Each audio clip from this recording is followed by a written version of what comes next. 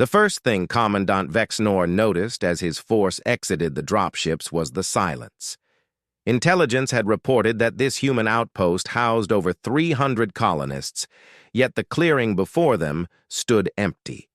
Trees swayed in the gentle breeze.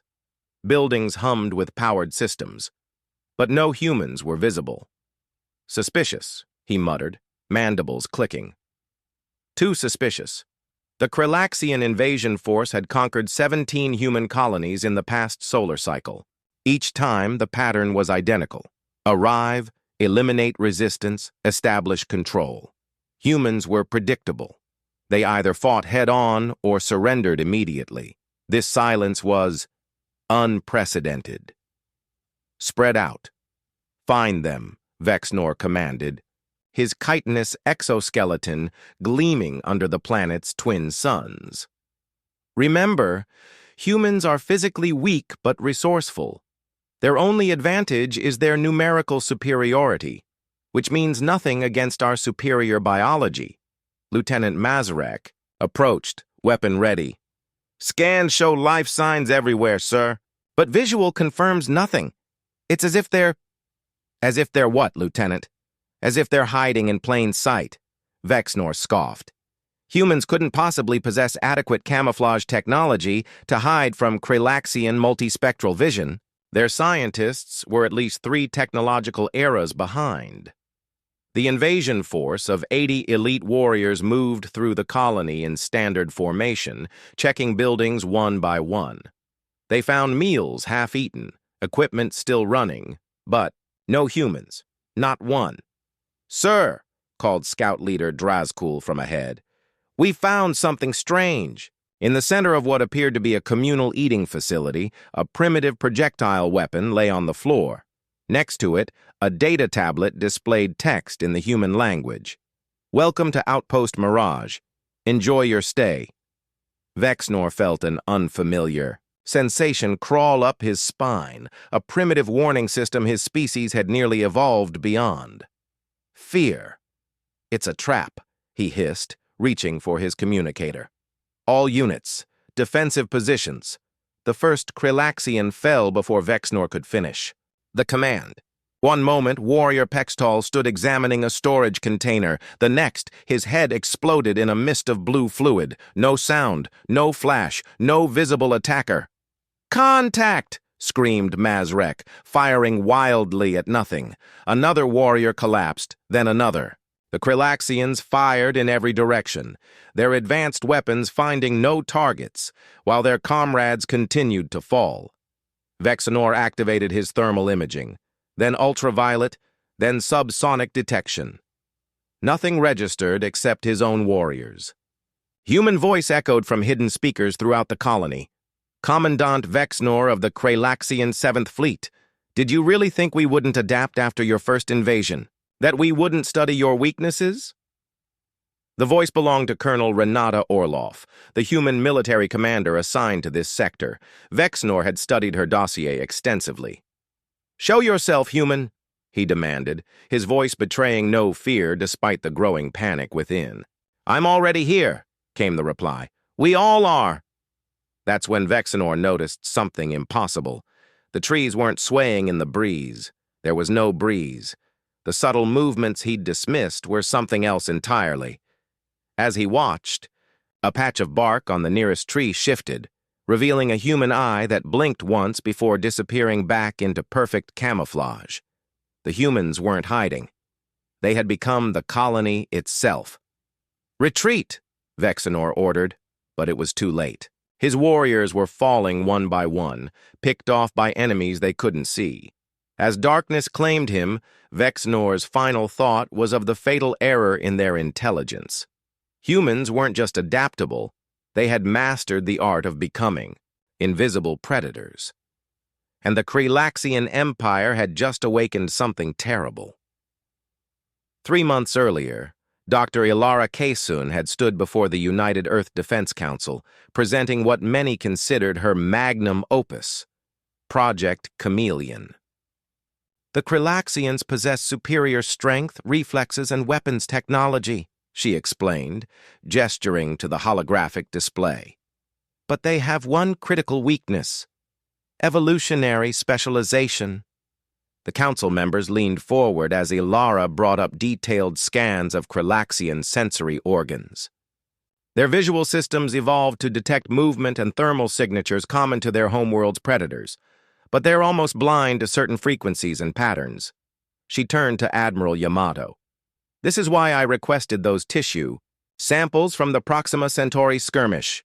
Admiral Yamato nodded grimly. The Proxima Centauri colony had been the first to fall, with over 2,000 casualties. Only quick evacuation had saved the remaining colonists. What exactly are you proposing, Dr. Kasun? Asked Counselor Demetrius. Ilara smiled slightly. Biomimetic adaptive camouflage. Not just clothing or equipment. A complete integration of human and environment. We've synthesized compounds from Kralaxian visual receptors to create a biomaterial that renders humans virtually invisible to their sensory range. She tapped her wrist device, and her lab assistant Malik stepped forward. Before the council's astonished eyes, his form blurred, then seemed to dissolve into the background. Despite knowing he stood there, even the human counselors struggled to perceive him. My God, whispered Counselor Demetrius. He's standing right there, but... Your eyes automatically fill in the gaps, Ilara explained. But Kralaxian visual processing works differently. To them, he simply doesn't exist. We've tested this against captured Kralaxian sensory equipment. Admiral Yamato stood. How quickly can this be deployed? That's the problem, sir. The current process takes weeks to integrate properly with a subject's nervous system. We need more time. Time we don't have, Yamato countered. The Kralaxians are moving methodically through the outer colonies. Projections give us 3 months before they reach Outpost Mirage in the Tau Ceti system. Ilara squared her shoulders. Then give me Outpost Mirage as a test site. 300 volunteers. If I succeed, we'll have the perfect ambush point. And if you fail, then you've lost 1 outpost instead of a dozen. The same outcome as doing nothing. The council deliberated for less than 10 minutes before approving the plan. Now, 90 days later, Ilara watched through modified eyes as Vexnor's invasion force walked into humanity's trap. Her skin, like that of every colonist, had been transformed. Special proteins interacted with light, bending it around their bodies. Neural implants allowed precise control, letting them match any background perfectly. Beside her, Major Walker adjusted his position imperceptibly, his rifle trained on a Kralaxian scout. His body, like hers, had become part of the colonies. Command center wall. All units in position, he whispered, the sound absorbed by his modified vocal cords. Permission to engage? Colonel Orlov's voice came through their neural links.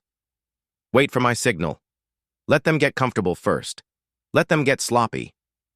Ilara had worried the colonists would struggle with the extreme discipline required to maintain perfect stillness. But 3 months of brutal training under Colonel Orlov's supervision had transformed civilians into something new. Human statues capable of remaining motionless for days, their modified physiologies requiring minimal sustenance. The Kralaxians continued their search, growing visibly frustrated. One passed so close to Ilara that its antenna brushed her arm. It didn't notice. Then Colonel Orlov gave the command they'd been waiting for. Operation Ghost Protocol active. Weapons free. Across the colony, humans who had been disguised as walls, trees, equipment, and furniture began to move with glacial precision.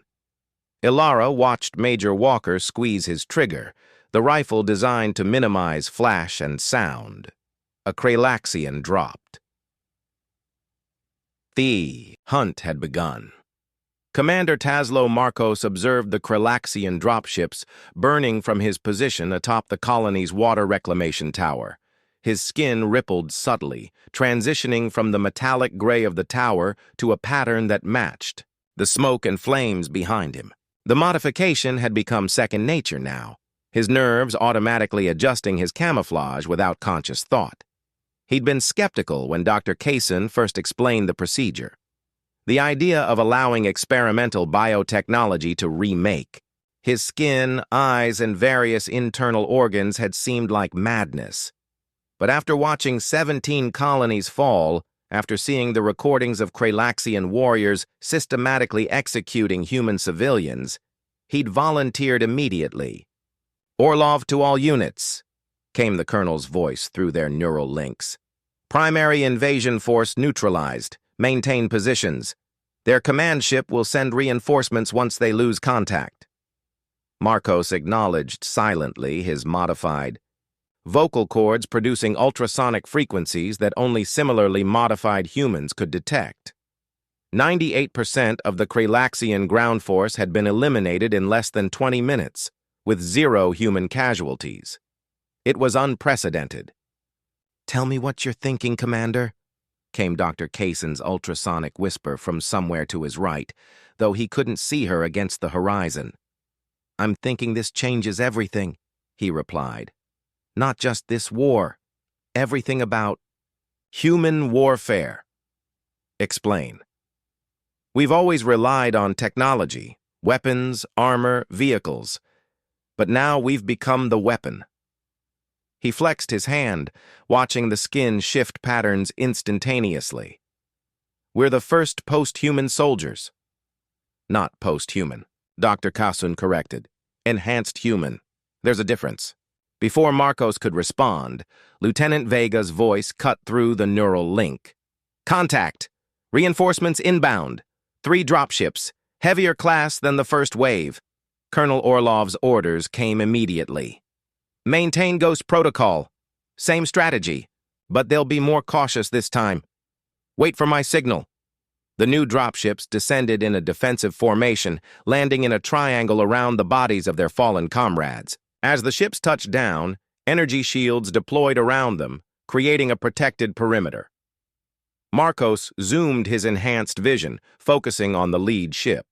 The Kralaxian who emerged wore more elaborate armor, an officer of significantly higher rank than Vexnor. "Well now," Marcos whispered. "Looks like we caught their attention."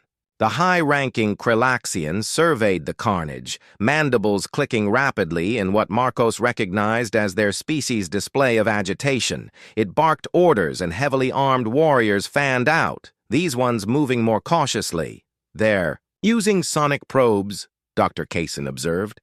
"They're adapting already." Marcos watched as the Kralaxians activated devices that emitted high-frequency pulses. When the pulses hit solid objects, they returned data about density and composition. "Will they detect us?" he asked. "Not unless they're specifically looking for objects with human density that shouldn't be there," Dr. Kasun replied. "Our modifications included tissue density alterations specifically to counter this." One of the Kralaxians approached a section of wall where Marcos knew Private Zinn was positioned. The alien scanned carefully, the probe passing inches from the disguised human. For a breathless moment, it seemed the Kralaxian would move on. Then it paused, angling its head in the distinctly predatory manner of its species. It reached out, one clawed hand toward the wall. Private Zinn had no choice. In one fluid motion, the wall seemed to grow an arm that drove a blade directly up under the Kralaxian's armored chin, finding the neural cluster that served as their secondary brain. The warrior collapsed silently, but the movement had been seen. Another Kralaxian fired at Zinn's position, the energy weapon scorching the wall where he had been moments before. Zinn had already shifted position, his camouflage adapting as he moved. "They've spotted us," Colonel Orlov announced. "New strategy. Operation Phantom Dance initiated." Across the colony, humans who had been stationary for hours began to move. Not to attack, but to create confusion. They remained camouflaged but shifted positions rapidly, appearing as glitches in reality, there and gone before the Kralaxians could target them. The Kralaxians fired wildly, their disciplined formation breaking down as they confronted an enemy that seemed to exist between states of matter. Marcos launched himself from the tower, his body changing patterns mid-fall to match the shifting background behind him. As he landed silently 20 feet from a Kralaxian warrior, he realized with grim satisfaction that they had achieved something unprecedented in warfare. They had weaponized fear itself. Supreme Commander Zultan reviewed the fragmentary data, transmissions from the ground force, with growing unease. In his 3 centuries of military service to the Empire, he had never encountered a situation like this. The first wave, completely eliminated. The second wave, in disarray, reporting. "Impossible enemy tactics. Play the final transmission from General Kryvex again," he ordered. The holographic display flickered to life, showing the general's final moments. The decorated warrior, veteran of a dozen campaigns, appeared genuinely terrified. "They are everywhere and nowhere," Kryvex reported, mandibles clicking frantically. "They move like ghosts. Our scanners detect nothing until they're upon us. I've lost 60% of my force in minutes. Request immediate orbital bombardment of the entire..." The transmission ended as Kryvex's head jerked backward, a small entry wound appearing on his forehead before the feed cut out. Zultan's second-in-command, Sub-Commander Nextil, shifted uncomfortably. "Supreme Commander, the War Council demands an update. They're questioning why we haven't simply sterilized the colony from orbit." "Because," Zultan replied slowly, "we need to understand what we're facing. This technology, whatever it is, represents a significant escalation by the humans. If they can deploy it to other colonies..." He let the implication hang in the air. The Kralaxian Empire had calculated a straightforward conquest of human space, their numerical advantage offset by superior Kralaxian biology and technology. But if humans had somehow developed effective countermeasures to Kralaxian sensory advantages, the strategic calculus would shift dramatically. "Prepare a scout drone with full sensory package," Zultan ordered. "I want detailed scans of the battlefield before we commit more warriors." On the planet's surface, Colonel Orlov and her team watched from various camouflaged positions as a small Kralaxian drone descended from the command ship. It hovered 10 meters above the ground, extending various sensor arrays. "They're being cautious now," Major Walker observed through the neural link. "That's a high-end reconnaissance model," Dr. Kaysen's voice responded. "That drone has quantum resonance imaging capability. It might detect our biological signatures regardless of visual camouflage." Colonel Orlov considered for only a moment. "Lieutenant Rhodes, take it out." From his position disguised as part of a communications array, Rhodes acknowledged. The former Olympic biathlete had been modified not just for camouflage, but for exceptional stability. His breathing, heartbeat, and even blood pressure remained perfectly controlled as he sighted the drone through his custom rifle's scope. One shot. The drone exploded in midair, its debris raining down on the colony center. Aboard the command ship, Zultan received the data burst from the drone's final seconds, a confusing jumble of readings that made no sense. It had detected human biological signatures seemingly embedded within solid objects before being destroyed. "Impossible," he muttered, but the evidence was undeniable. Somehow, the humans had achieved molecular-level camouflage that fooled even quantum imaging. Zultan made his decision. "Prepare for orbital bombardment. We'll reduce the entire area to ash, then send recovery teams for technology analysis." As the ship's main weapons charged, alarms suddenly blared throughout the command deck. "Security breach!" shouted Nextil. "Internal sensors detecting multiple unauthorized life forms aboard." "Impossible," Zultan repeated, but already he could see the evidence with his own eyes. A section of the command deck's wall seemed to ripple, then step forward, taking human shape. Then another. Then 5 more. The humans had been aboard the whole time. "How?" Zultan began, reaching for his sidearm. Colonel Orlov materialized directly in front of him, her skin shifting from metallic gray to its natural olive tone. "We rode up with your reinforcements, Commander. Your dropships never checked for stowaways they couldn't see." Around the command deck, 24 camouflaged humans revealed themselves, weapons trained on the Kralaxian crew. In the confusion that followed, Zoltan realized a horrifying truth. The humans hadn't just developed a defensive technology. They had created the perfect infiltration system, and the Kralaxian Empire's technological advantage had just been neutralized in a single stroke. As Major Walker secured Zoltan's weapon, the Kralaxian commander understood that this wasn't merely a lost battle. It was the beginning of the end of the war. The news spread through the United Earth Defense Fleet like wildfire. Outpost Mirage had not only repelled a Kralaxian attack, but had captured a command ship intact, with its supreme commander as prisoner. It was unprecedented, the first major human victory since the invasion began. Admiral Yamato stood on the bridge of the UES Intrepid, watching as the captured Kralaxian vessel was escorted into the fleet's defensive perimeter by human frigates. The ship's weapons and propulsion systems had been disabled, but its communication array remained functional, exactly as planned. "Open a channel to Colonel Orlov," he ordered. Moments later, Orlov's face appeared on the main view screen. She looked different, her skin occasionally rippling with strange patterns, her eyes reflecting light oddly. The modifications Dr. Kasun had made were extensive, Yamato realized. These soldiers were no longer entirely human, at least not in the traditional sense. "Colonel, congratulations on your success. The Council is impressed." "Thank you, Admiral. But we should move quickly. The Kralaxians will soon realize this ship has been compromised." Yamato nodded. "Is Supreme Commander Zoltan prepared to make the transmission?" "He understands his position." Dr. Kasun was quite persuasive during their discussions. On the captured ship, Dr. Elara Kasun stood before the imposing figure of Zoltan, who remained secured to his command chair.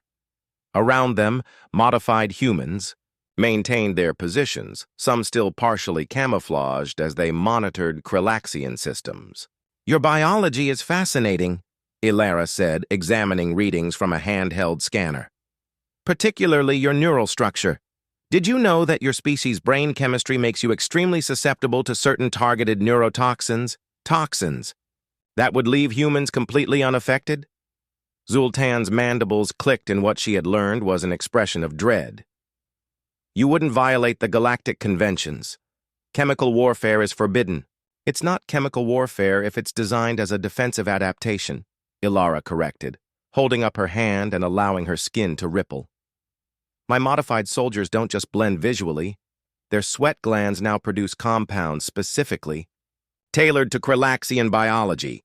A simple touch is all it takes." She demonstrated by lightly brushing her fingers against a piece of Kralaxian technology, which immediately began to corrode where she'd touched it. "Of course, we can neutralize the effect if we choose," she continued, "which is why you and your crew remain unharmed despite close contact with my people. For now."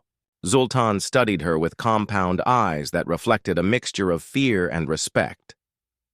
"You humans have evolved beyond recognition in mere months. How is this possible?" "We didn't evolve, we adapted," Elara replied. "It's what humans do best.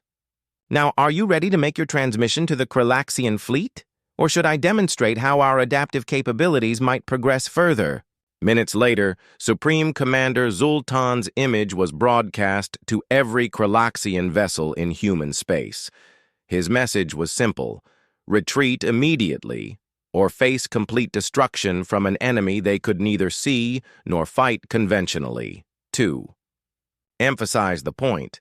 The transmission included footage of the battle at Outpost Mirage, showing Kralaxian warriors falling to invisible attackers, and demonstrations of the humans' new capabilities.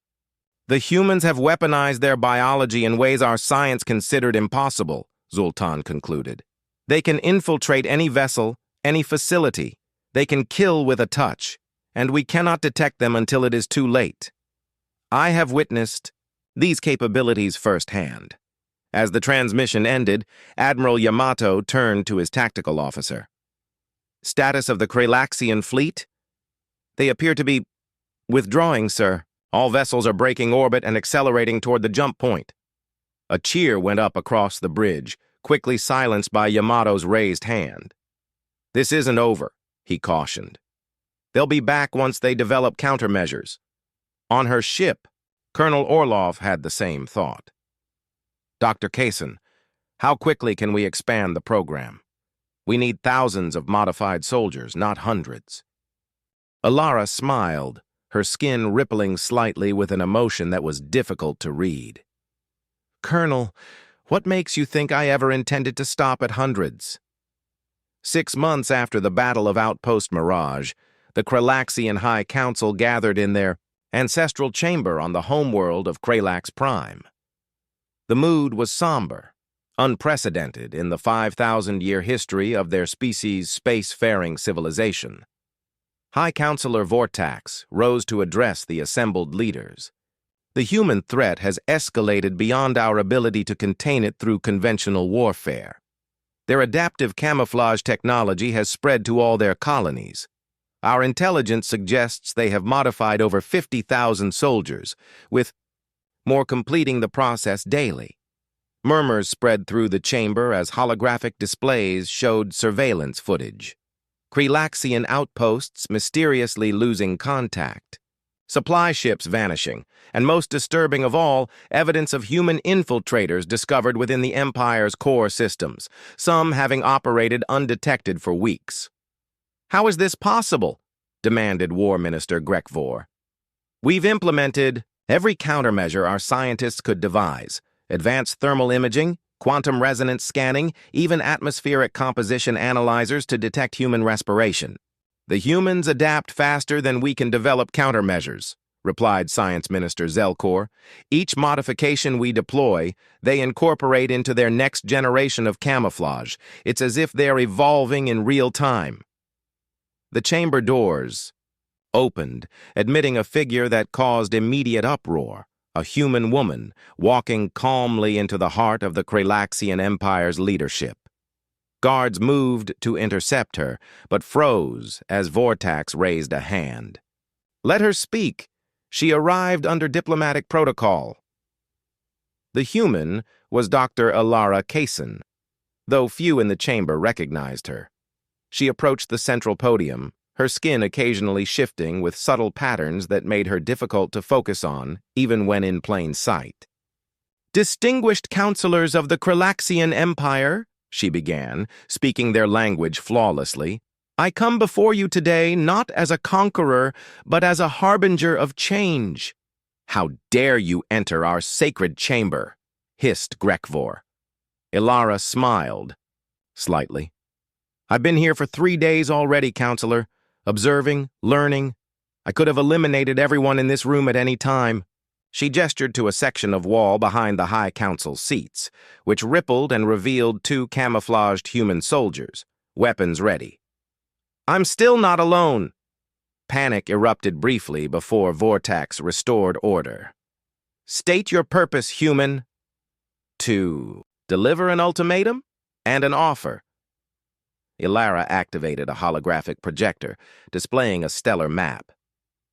"Your invasion of human space was predicated on superior Kralaxian biology and technology. That advantage no longer exists. In fact, the balance has shifted dramatically." The map highlighted dozens of Kralaxian worlds and installations. "We have operatives on every marked location.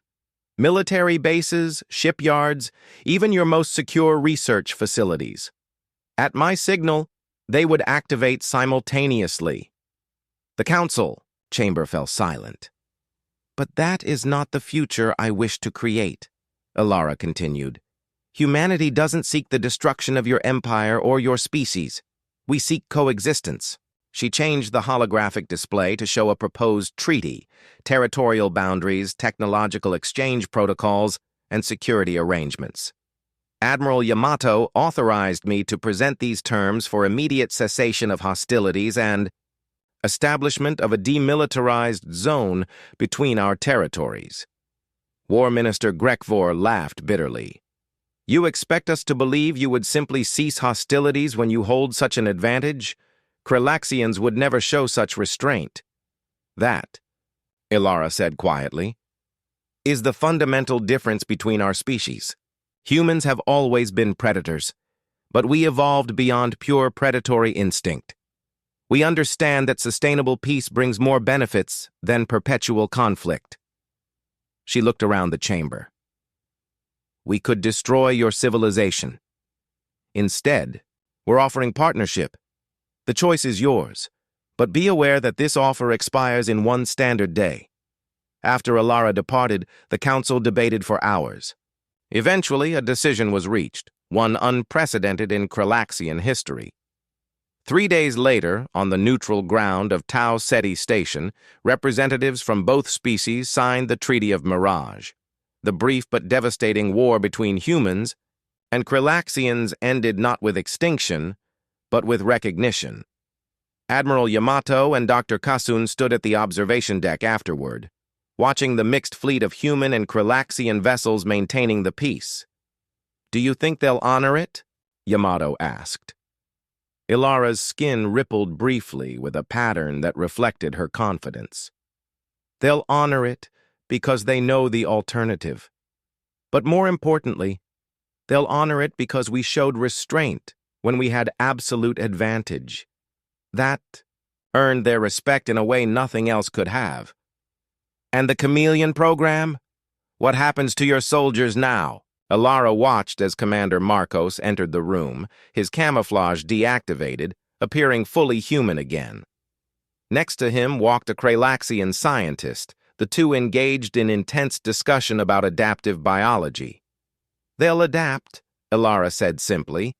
"It's what humans do best." As the first mixed scientific expedition prepared to depart, humans and Kralaxians working together to explore systems beyond their known space, humanity had proven that its most powerful weapon was never its technology, but its capacity to transform itself to meet any challenge. What had begun as desperation had evolved into humanity's greatest strength, and ultimately its path to peace.